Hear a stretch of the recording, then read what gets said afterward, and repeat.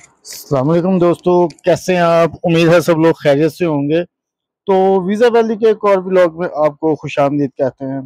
तो दोस्तों, आज हम लोग जो है वो बात करने जा रहे हैं एक इंतहाई अहम कंट्री की, जहाँ पे तकरीबन हर ही जो है वो एशियन की जाने की ख्वाहिश होती है। तो दोस्तों, आज हम लोग जो है वो बात करने लगे हैं यूएस से, यूनाइटेड स्टेट्स ऑफ अमेरिका के स्टूडेंट वीज़े के हवाले से। सारा प्रोसेस इसमें मैं आपको स्टेप बाय स्टेप गाइड करूँगा कि किस तरीके से ये वीज़ा अप्लाई होगा, कैसे फॉर्म फिलिंग होगी और किस तरीके से जो है ये सारा आपका प्रोसीजर कंप्लीट होगा। तो ये प्रोसेस जो है वो पाकिस्तान, इंडिया, बांग्लादेश और तमाम एशियन कंट्रीज़ के लिए 19-20 के फ़र्क के साथ सेम ही है। तो सबसे पहले तो तमाम दोस्तों से गुजारिश है, जिन्होंने अभी तक चैनल को सब्सक्राइब नहीं किया, काइंडली चैनल को सब्सक्राइब करें और बेल के आइकन को जरूर प्रेस करें ताकि इस तरह की इन्फॉर्मेटिव वीडियोस बर वक्त आप लोगों तक पहुंचती रहे। तो दोस्तों, सबसे पहले हम बात करेंगे इसकी डॉक्यूमेंटेशन के हवाले से कि क्या क्या इसके लिए डॉक्यूमेंट्स रिक्वायर्ड हैं। तो डॉक्यूमेंट्स की अगर आप बात करें तो सबसे पहले जो आपको डॉक्यूमेंट रिक्वायर्ड है वो है जी एडमिशन लेटर। एडमिशन लेटर जो है वो आप किसी कंसल्टेंट से भी ले सकते हैं, या आप चाहे तो किसी भी यूनिवर्सिटी कॉलेज की वेबसाइट पे जाएं, वहां जाके आप अप्लाई कर सकते हैं। इसमें कोई ऐसी रॉकेट साइंस नहीं है, आप खुद भी ये एडमिशन लेटर हासिल कर सकते हैं। उसके बाद बात करते हैं हम कि इसके बाद आ जाता है जी बैंक स्टेटमेंट।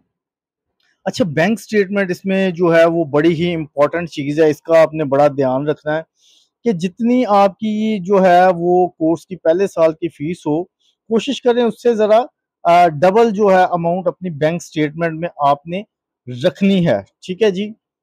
उसके बाद आ जाता है आपका सोर्स ऑफ इनकम।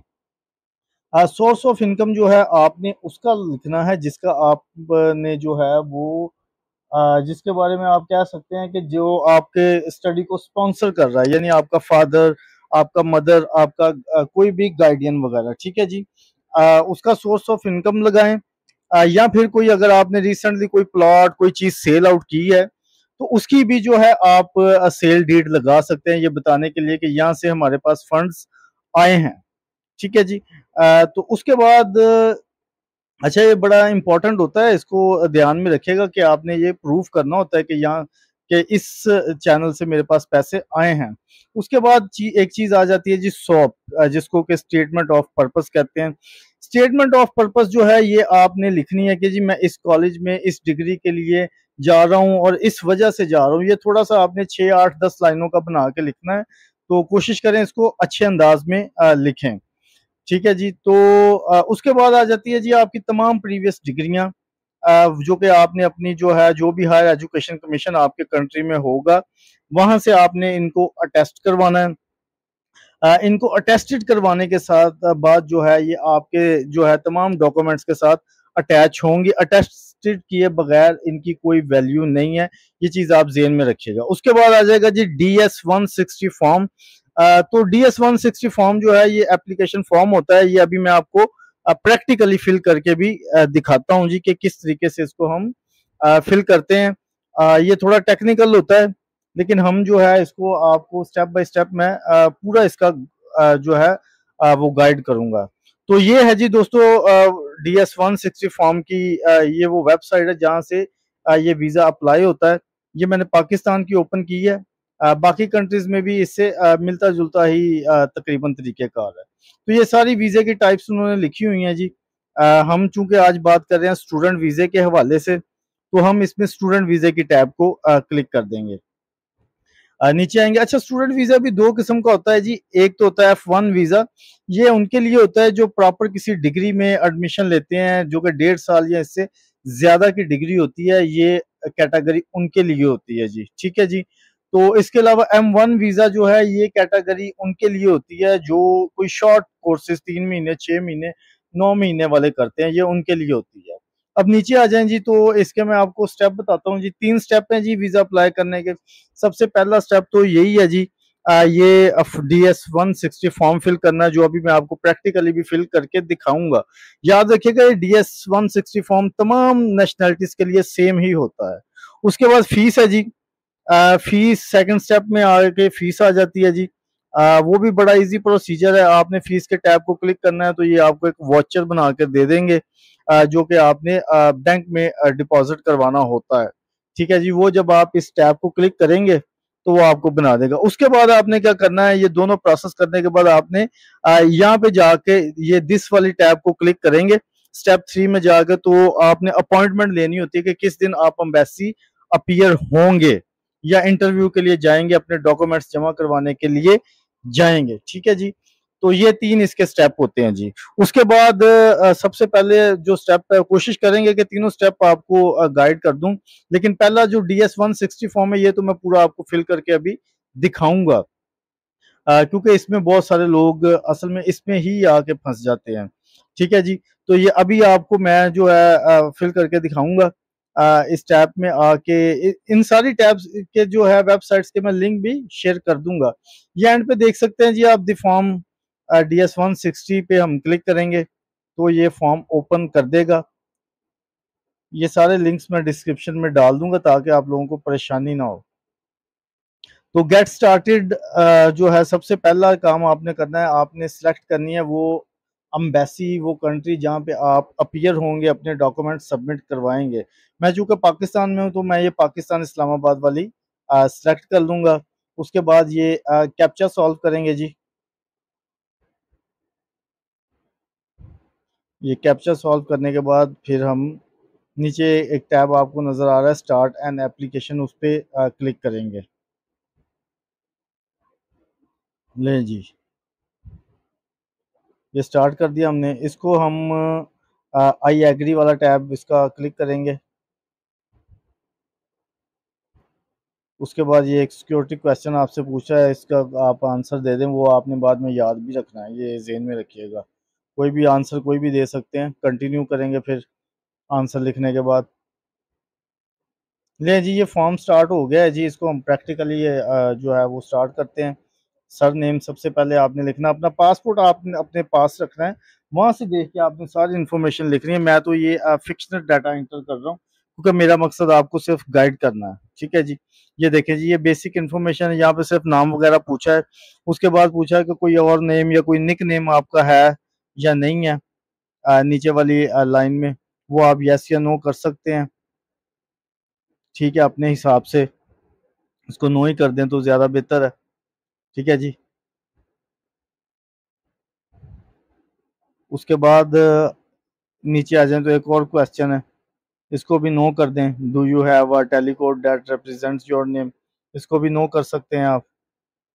ठीक है, तो उसके बाद फिर इससे नीचे एक और टैब आ जाएगा जी, कि आपका मतलब जेंडर का पूछा गया है कौन सा है। वो जेंडर आप सेलेक्ट कर देंगे, मेल है फीमेल है। मैरिटल स्टेटस को आप सेलेक्ट करेंगे। अपनी डेट ऑफ बर्थ जो कि आपने पासपोर्ट से देख कर लिखनी है, ऐसे नहीं लिखनी, वो इसमें इंटर कर देंगे। आपकी सिटी ऑफ बर्थ, किस सिटी में आपका बर्थ हुआ है, वो आप लिखेंगे। उसके बाद आ जाएगा स्टेट या प्रोविंस जिसको हम बोलते हैं, वो आ जाएगा। उसके बाद आ जाएगा जी कंट्री। तो ये फॉर्म तो इजी है लेकिन है थोड़ा लंबा। ठीक है जी, हम अब जो है नेक्स्ट कर देंगे। ले जी, कंट्री ऑफ रीजन, आपकी नेशनैलिटी का फिर पूछा है, आप अपनी नेशनैलिटी सेलेक्ट कर देंगे। ठीक है, उसके बाद पूछ रहा है कोई और नेशनैलिटी तो नहीं है आपके पास, अगर है तो यस कर दें, नहीं तो नो कर दें। ठीक है जी, आगे फिर नेशनैलिटी के हवाले से ही सवाल है, वो आप अपने हिसाब से यस या नो कर सकते हैं। फिर आपका जो है वो CNIC का नंबर यहाँ पे इंटर करना है आपने, बगैर डैश के। लें जी, ये नंबर इंटर करेंगे। उसके बाद US सोशल सिक्योरिटी नंबर पूछा, ये हमारे लिए एप्लीकेबल नहीं है क्योंकि हम USA में नहीं रहते। नेक्स्ट का टैब क्लिक करेंगे, अगले टैब पे आ जाएंगे, purpose of trip to US। यहाँ पे आपने अपनी वीज़ा की कैटेगरी सेलेक्ट करनी है जी। ये देख सकते हैं आप, काफ़ी सारी कैटेगरीज इसमें लिखी हुई हैं। ठीक है, हमने इसमें से अपनी जो मुतलका कैटेगरी है, अपनी मुतलका कैटेगरी जैसे आपको मैंने बताया था कि F, जो कि ये देख सकते हैं आप, एकेडमिक और लैंग्वेज स्टूडेंट, जिसके आगे जो है F लिखा हुआ है, ये कैटेगरी सेलेक्ट करेंगे हम। ठीक है जी। ये कैटेगरी, बाकी वैसे तो और भी बहुत सी कैटेगरी हैं, लेकिन हमारी जो कैटेगरी बनती है स्टूडेंट वीज़े की, वो ये एफ कैटेगरी बनती है। ठीक है जी, इसको हम सेलेक्ट कर लेते हैं। उसके बाद आ जाएगा जी, have you ever made specific travel plans, इसको यस कर, नो कर दें तो ज़्यादा बेहतर है। तो उसके बाद आपसे जो है वो डेट पूछ रहा है कि एक्सपेक्टेड किस डेट पे आप यूएस से पहुंचेंगे। वो डेट आप लिख सकते हैं, ये आपके जो है एकेडमिक प्लान के हवाले से होगी, कब से आपकी क्लासेस स्टार्ट हो रही हैं, तो कितनी देर का आपका कोर्स है या आप वीज़ा चाहते हैं, वो आप यहाँ पे हम 2 ईयर्स सेलेक्ट करते हैं। एड्रेस पूछा है जी, यूएसए में आपका एड्रेस कौन सा होगा, ये आप जो भी हॉस्टल लेंगे यूनिवर्सिटी का उस पर सारा एड्रेस मेंशन होगा, वो वाला एड्रेस आपने लिखना है। मैं फिलहाल इसमें जो है वो फिक्शनट एक एड्रेस जो है वो इंटर कर रहा हूँ, लेकिन आपने फिक्शनट एड्रेस इंटर नहीं करना, आपने उसके ऊपर यूनिवर्सिटी का और हॉस्टल का जो लेटर होगा उससे देख कर करना है। ठीक है जी। अब मैं तो ऐसे ही ये फिक्शनल लिख रहा हूँ, कैलिफोर्निया। ये कैलिफोर्निया वैसे बड़ा महंगा इलाका है यूएसए का। तो एंड पे पूछ रहा है आपसे कि कौन आपके लिए आपका पे करेगा ये सारे ट्रिप, इसमें आप जो है वो सेल्फ करें, फिर नेक्स्ट का टैब क्लिक कर दें। इसमें कोई टैब लगता मिस हो गया हमारा, उसने रेड एरो दिया है, ले जी ये मिस हो गया था।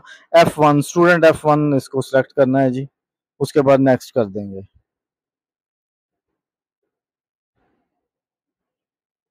अच्छा जी, पर्सन ट्रैवलिंग, जो आपके साथ कोई ट्रैवल कर रहा है या नहीं, नो कर देंगे, फिर नेक्स्ट। फॉर्म ये खासा लंबा है। ले जी ये आपसे बेसिक से सवाल है, इनके ज्यादातर के जवाब नाम ही होते हैं जी। ठीक है, आप कभी यूएसए में गए हैं, कभी यूएसए का वीजा आपका रिफ्यूज हुआ है, ये चीजें पूछी हैं।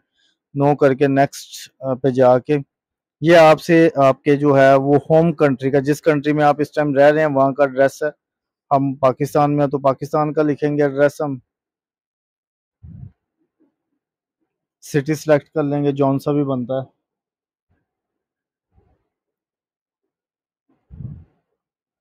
तो उसके बाद पोस्टल कोड आ जाएगा, फिर कंट्री आ जाएगा। अच्छा, कुछ गैर जरूरी चीजें भी इन्होंने पूछी। अब ये कंट्री कोई 6वीं 7वीं बार इन्होंने तब से अब तक पूछ लिया।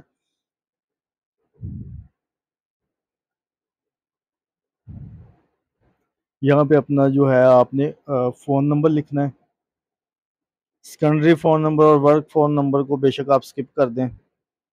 कोई और फोन कभी यूज किया है इसको भी नो कर दें। ईमेल एड्रेस यहाँ पे आप अपना लिखेंगे, ईमेल के, क्योंकि ईमेल के एड्रेस के थ्रू ही आपके साथ करस्पॉन्डेंस होगी ना। उसके बाद आ जाएगा जी ये, कोई और ईमेल कभी आपने यूज किया, इसको नो कर दें, यस करने की जरूरत नहीं है। सोशल मीडिया का पूछा है जी, सोशल मीडिया किस किस प्लेटफॉर्म पे आप यूज करते हैं, नॉन कर दें इसको, मैं तो कहता हूँ।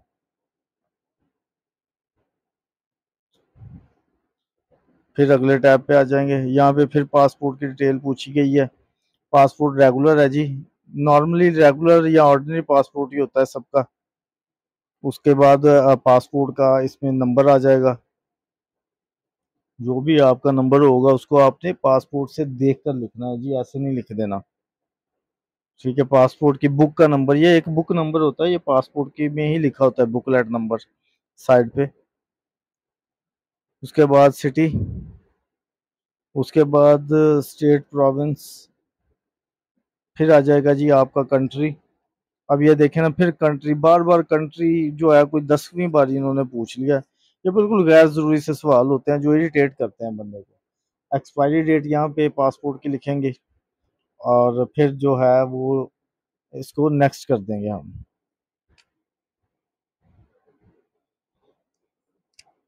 अच्छा जी, ये पूछ रहा है कॉन्टैक्ट पर्सन ऑर्गेनाइजेशन यूएसए, इसमें आप ऑर्गेनाइजेशन कर दें और वहाँ पे यूनिवर्सिटी का नाम लिख दें, जिस यूनिवर्सिटी में या कॉलेज में आपने एडमिशन लिया है।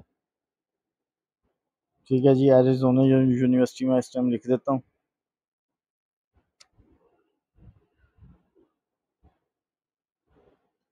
ले जी, एरिजोना यूनिवर्सिटी के बाद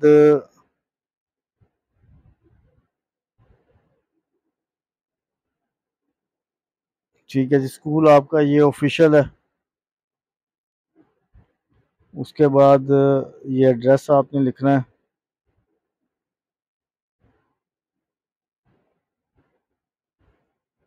कोई भी आप लिख सकते हैं अपनी जो है वो आपके उसके ऊपर लिखा होगा ना यूनिवर्सिटी के लेटर के ऊपर, वहां से देख के आपने लिखना है।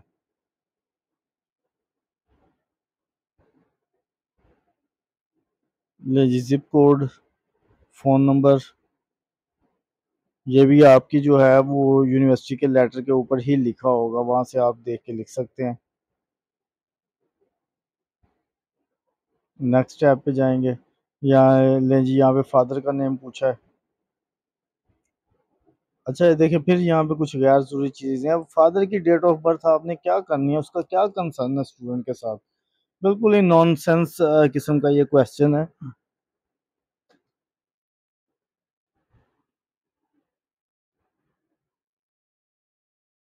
फिर mother name, mother surname, फिर मदर की डेट ऑफ बर्थ,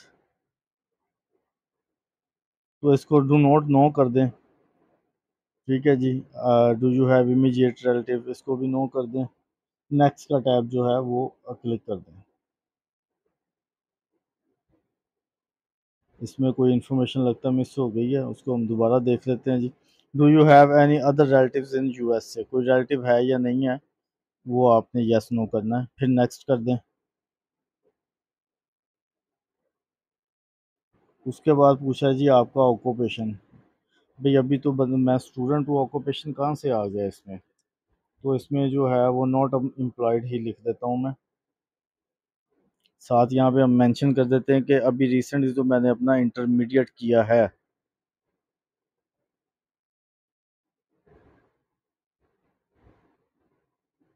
कि आई एम रिसेंटली तो इंटरमीडिएट किया है मैंने।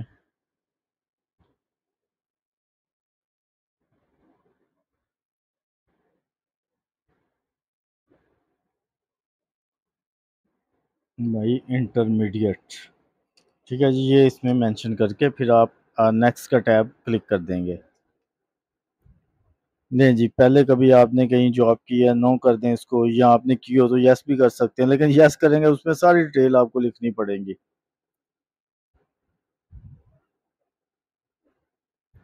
अच्छा जी, यहाँ पे जो है एजुकेशन सेकेंडरी लेवल की कुछ हमसे डिटेल मांग रहा है, कहाँ से आप जो है कौन सा कॉलेज बनता है, उसका एड्रेस वगैरह। हालांकि मेरी राय में तो ये भी बड़ी गैर ज़रूरी चीज़ है, क्योंकि हमने अपनी प्रीवियस डिग्रीज जो है वो सारी अटैच करनी है जिस वक्त एम्बेसी में हमारी फाइल सबमिट होगी, तो फिर इसका कोई मकसद तो नहीं बनता। चलें खैर, अब रिक्वायरमेंट तो पूरी करते हैं। ये बेसिक सी चीज़ें हैं जी। अपनी प्रीवियस जो है कॉलेज से मुतल्लक वो यहाँ पे डिटेल लिख देंगे। उसके बाद डेट आ जाएगी कि कब से लेकर कब तक हमने ये कोर्स वहाँ पर किया है। ठीक है जी, ये डेट मैं सिलेक्ट कर लेता हूँ।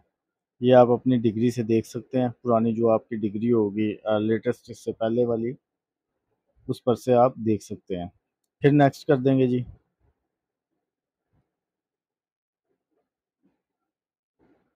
जी वो पूछा कौन कौन सी लैंग्वेज आपको आती है। ये इस तरह के ट्राइब वगैरह के जो क्वेश्चन होते हैं इसमें नो ही किया करें, इसमें यस ना करें आप। Have you travel to any countries region within last 5 years, no. अगर आपने कोई विजिट किया हो तो यस कर सकते हैं। ठीक है। अच्छा, ये अब वो क्वेश्चंस आ रहे हैं जिनके आंसर्स 99% नो में ही होते हैं। कभी आपने मिलिट्री में जॉब की है, इस टाइप के क्वेश्चन है ये नो ही होते हैं ज़्यादातर। ये जी अगले टैब में आ जाए, यहाँ पे भी वही किस्म के क्वेश्चन है जो कि जिनके आंसर नो में ही होंगे। अगर इनमें से किसी का आंसर यस भी हो तो समझ लें कि आपको वीज़ा नहीं मिलेगा। ये पूछ रहा है कभी आपने जो है वो कोई नशा आप करते हैं या कहीं पे आप अरेस्ट वगैरह हुए हैं, ये वो चीज़ें हैं। तो ये सारा स्ट्रेट अवे मैं नो कर रहा हूँ इसको। ये सारे इसी टाइप के क्वेश्चन है कि किसी कंट्री में कभी आपको सज़ा हुई है वगैरह वगैरह। ठीक है जी। ले जी, ये भी वही टाइप के क्वेश्चन है कि कोई कभी आप टेररिस्ट एक्टिविटीज़ में इन्वॉल्व रहे हैं वगैरह वगैरह। तो जो कि जिनके आंसर नो ही हैं। जी जी, अब इसको नेक्स्ट करेंगे सारे आंसर्स को नो करके।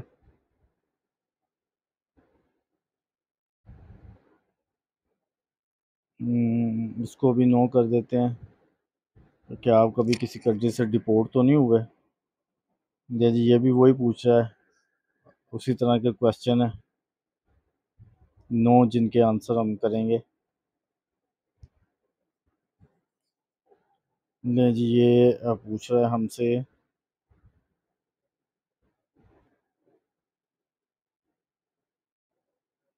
कॉन्टैक्ट इन्फॉर्मेशन के जो है आपकी इस इन्फॉर्मेशन को कौन किस से आप वेरीफाई किया जाए। किसी भी आप अपने जो है वो कोई चाचे ताए कज़न वगैरह का जो है ना वो नाम लिख दें। ये भी बिल्कुल ऐसे ही फजूल किस्म की रिक्वायरमेंट है, जिसका कोई मतलब कोई मकसद नहीं है। ठीक है जी। तो ये मैं वैसे ही कोई नाम लिख रहा हूँ। आप किसी भी अपने जो है ना कज़न वगैरह का लिख सकते हैं।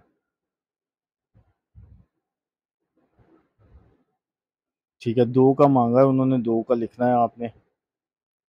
किसी भी लिख दें, अपने कज़न का लिख दें, किसी अपने यार दोस्त का भी आप लिख सकते हैं, जो भी आपके ज़हन में हो। ठीक है जी। कोई इसमें ऐसी रिक्वायरमेंट नहीं है कि किसी स्पेसिफिक पर्सन का ही आपने लिखना है।